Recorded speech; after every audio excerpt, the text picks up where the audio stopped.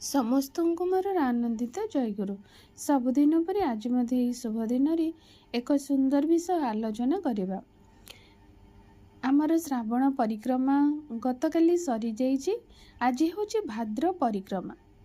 ତେଣୁ ପରମ ପୂଜ୍ୟପାଦ ଶ୍ରୀ ଶ୍ରୀ ଆଚାର୍ଯ୍ୟ ଦେବଙ୍କର ଆଶୀର୍ବାଦ କ'ଣ ରହିଛି ଭାଦ୍ର ପରିକ୍ରମା ଉପରେ। ପ୍ରଥମ କଥା ହେଲା, ସତ୍ସଙ୍ଗ 1 ଘଣ୍ଟା 10 ମିନିଟ୍ ମଧ୍ୟରେ ଶେଷ କରିବାକୁ ଆମକୁ ପଡ଼ିବ। ବାକି ସମୟ ଦୀକ୍ଷାପତ୍ର କାର୍ଯ୍ୟ କରାହେବ। ସତ୍ସଙ୍ଗ ପ୍ରାର୍ଥନା ସହିତ ଆରମ୍ଭ ହେବ। ଏହାପରେ ଗୋଟିଏ କିମ୍ବା 2ଟି ଅମୀୟ ଗ୍ରନ୍ଥ ପାଠ ହେବ। ବୟସ୍କ କର୍ମୀ ଆଲୋଚନା ନ କରି ଯୁବକମାନଙ୍କୁ ଆଲୋଚନା କରିବାକୁ ସୁଯୋଗ ଦେବେ। କୀର୍ତ୍ତନ ଓ ଜୟରାଧେ ରାଧେ ସହ ସତ୍ସଙ୍ଗ ସମାପନ ହେବ।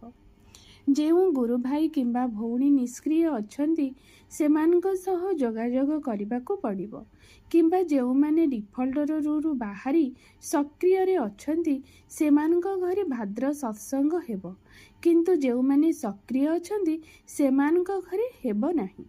ଅନେକ ଗୁରୁ ଭାଇ ଏକାଠି ମିଳିତ ନ ହୋଇ ଅଞ୍ଚଳ ଭିତ୍ତିରେ ଭାଗ ଭାଗ ହୋଇ କାର୍ଯ୍ୟକ୍ରମ ଆୟୋଜନ କରିପାରିବେ। ନୂତନ ଗୁରୁ ଭାଇଙ୍କ ଘରେ ସମ୍ମିଳନୀ ଅନୁଷ୍ଠିତ ହେବ।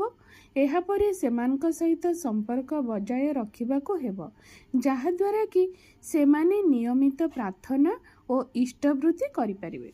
ତେଣୁ ଆମେମାନେ ଭାଦ୍ର ସତ୍ସଙ୍ଗ କିପରି ଭାବରେ କରିବା ତାହା ନିଶ୍ଚିନ୍ତ ଭାବରେ ଆଚାର୍ଯ୍ୟଦେବଙ୍କ ଆଶୀର୍ବଚନ ମାଧ୍ୟମରେ ଆମେମାନେ ଜାଣିପାରିଲେ।